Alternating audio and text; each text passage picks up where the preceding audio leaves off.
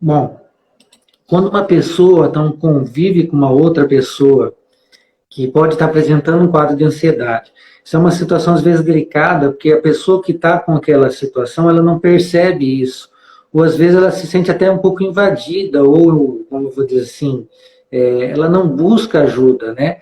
Então, é muito importante, às vezes, as pessoas que convivem com ela perceberem sinais de alteração ou de alerta para poder identificar e buscar ajuda, orientar, né?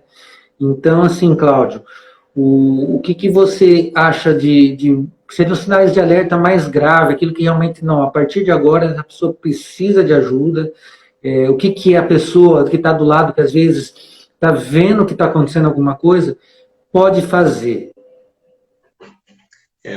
A pessoa que tem... É que a ansiedade a gente está falando um pouco da ansiedade social, que é essa que tem uma...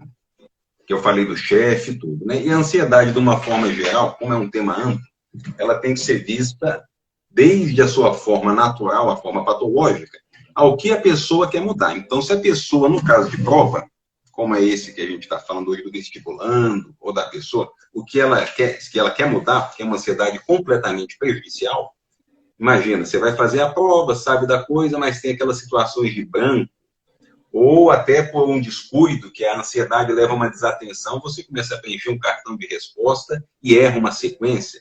Então, todas são as situações que são ruins. Então, para essa ansiedade, quem está do lado pode falar para a pessoa, olha, se você sempre vai mal em uma prova ou sente que nessas situações você se perde, você deve fazer um treinamento. Um treinamento de habilidade, que você vai identificar a situação, neste caso a prova do vestibulando, para você se submeter a simulados, situações que pareçam, e começar a observar em você o momento que sua respiração fica alterada, se é o momento que recebe a prova, se é o que antecede no dia anterior, para desenvolver as estratégias que podem ser por respiração, técnicas de visualização, a medicação pode ajudar. Então, toda essa exposição e essas artimanhas, esses artifícios que pode se usar para controle de respiração e tudo, elas vão debelar. Se a pessoa, expandindo um pouco a sua pergunta, Terezinha, ela entrou. Vamos ver se ela vai fazer uma pergunta, hein, Wilson? Para as pessoas que estão, então, em uma situação de medo que não é relacionada, por exemplo, a essa de prova, situação de medo, que é uma de... Vamos botar um exemplo. Medo de altura, que seja, aí já é uma outra abordagem. E como familiar, quem está do lado pode fazer? A abordagem dele é muito difícil, às vezes, para o familiar entender o medo. Então, o que vai em comum nessa situação é entender o medo do outro. É ter aquela compreensão de que é possível. Mesmo uma coisa que é boba para você, seja se expor ao público, na frente falando, ou entrar no elevador, subir em escada rolante, ver alguma coisa de cima, gato, aranha. Tem gente que tem medo de gato. A ilurofobia. Então, mesmo que para a gente pareça ser muito tranquilo e fora de lógica, não é estimulando a pessoa de uma forma. Vai lá, pega o gato. Não é assim que você vai conseguir com que essa pessoa vença aquela situação.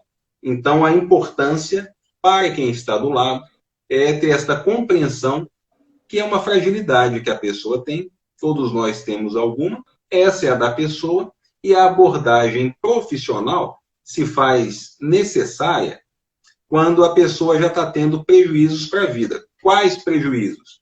Alteração de sono, deixar de fazer alguma atividade, por exemplo, social, pelo medo de que pode aparecer um gato nessa situação, deixar de ir para um jantar que seja num prédio de 6 andares, porque não aguenta subir a escada, ou não quer, ou vai ficar com vergonha dos outros falando, como é que vão ver que eu vou subir a escada, todo mundo vai saber que eu tenho medo. Então, esses prejuízos, eles vão acontecendo quando a pessoa vai desenvolvendo a ansiedade e não controlando. Então, o familiar, ele de olho nisso, pode falar, olha, vamos procurar uma abordagem psicoterápica, abordagem psicológica, uma abordagem médica, para alterar o curso dessa situação. Isso aí. É bacana você ter falado isso, Cláudio, que muitas vezes, né, aquilo que gera ansiedade para uma pessoa não gera para outra, né? E a pessoa precisa aprender a se conhecer realmente, né? Porque às vezes as técnicas de relaxamento para um pode ser fator de ansiedade para outro, né? Até esses dias eu estava contando, né? Pessoal, sejam bem-vindos, tá? Pessoal que entrou, agora acabei de ver também aqui que entrou uma colega médica nossa aí, a Olga do Sono lá, que é médica lá de Curitiba. Seja muito bem-vinda se estiver por aí ainda, tá? O que eu estava falando, que eu contei a história de quando eu fiz o vestibular, né? E já faz bastante tempo, mas ainda lembro de algumas coisas, que eu ficava muito ansioso para fazer a prova. Ainda sou assim, quando eu tenho que fazer alguma prova, alguma coisa, por mais que você estude, você se prepare, a gente fica com aquela ansiedade, pelo menos eu sou assim. E a forma que eu consegui, nas vésperas do vestibular, na véspera do vestibular não, no momento do vestibular, de me acalmar, foi um pouquinho antes da prova, revisando a matéria, mas eu sei que muita gente, se fizer isso, vai ficar mais ansioso. E um pouquinho antes, olá, Olga, e muito antes de começar a prova, ali alguns minutos antes de começar a prova, melhor dizendo, eu fiquei ali uns 10 minutos pensando. Olha só, eu me debrucei sobre a prova e fiquei pensando aquilo que eu tinha estudado, e para mim foi uma coisa interessante, uma experiência assim muito bacana, porque eu lembrei de um sonho que eu tive, de uma questão que eu resolvi sonhando que caiu no vestibular muito parecida, uma coisa assim que não dá nem para explicar direito. Então, assim, só para dizer que as pessoas às vezes têm formas diferentes de se acalmar, né? É importante se conhecer e tentar conhecer a pessoa quem você quer ajudar, de repente você percebeu que está ansiosa também, né? E você, Cláudio, lembra como foi teu vestibular? Você fez alguma coisa para se acalmar? Olha, não, eu não tive esse tipo de situação de ansiedade. As minhas ansiedades para a situação de prova sempre foram tranquilinhas, foram aquelas que nunca chegavam a atrapalhar o suficiente, não. Mais uma dica que é boa é a de atividade física. O que acontece? A ansiedade, a fisiopatologia da ansiedade é a liberação de adrenalina, que é a famosa adrenalina aí que dá aquela ativada cerebral que é boa, mas que ela desgasta em outros aspectos do corpo também. Por muito tempo ela não é vantajosa, ela tem que ser só emitida impulsos para situações pontuais. E o cortisol, que também dá uma atrapalhada legal, se não necessário, sem cortisol não se vive, mas em termos de mente, concentração, manter o foco, ele vai atrapalhar depois de pouco tempo que ele está aí circulando no corpo. E numa situação dessa de prova, entra na questão da ansiedade, que é a ansiedade desnecessária. Né? Você não tem que fugir da prova, porque não dá, você inclusive está se expondo. Não é um bicho que você tem que ir lá jogar sangue no músculo, que é o que a adrenalina faz, né? E vamos correr da prova, não é? E também não é uma situação que é uma ansiedade positiva. Aquela ansiedade positiva que é pequenininha, que a gente falou lá no começo, ela ajuda com a própria liberação desses neurohormônios que a gente citou, que o cérebro flua, funcione até com mais, vamos dizer, simplificando, com mais energia, dá uma motivada, e além disso, você consegue então resolver questões, até um humor melhora, com uma ansiedade positiva, que é aquela que, por exemplo, o dia que vai chegar o namorado novo, que viajou, ou que você vai pegar o carro que comprou, essa ansiedade positiva, ela até pode dar uma perturbada no sono, mas ela não leva a um comprometimento de raciocínio, de tudo, porque ela é pouca, é pequena, e o humor fica alterado positivamente. Já essa ansiedade vivida, no seu caso de prova, o Wilson tem que controlar essa ansiedade. E os recursos são, né? A gente sempre fala de respiração, que ela, sim, ajuda na liberação.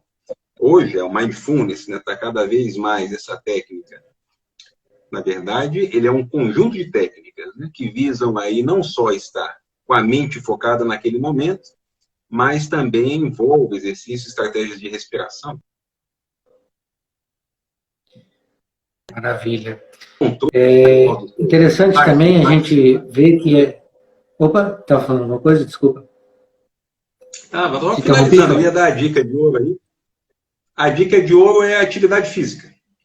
Porque se a pessoa faz uma atividade física de curta duração, mas de alta intensidade, que pode ser, inclusive, no dia anterior, no dia da prova, ela tem uma liberação de outros neurohormônios que vão contrabalancear. Então, o que você pode fazer no dia que você tem uma prova aí, Wilson? Você corra. corra aí uns 10, 12 minutos com uma intensidade, não vai correr para ficar tonto, né?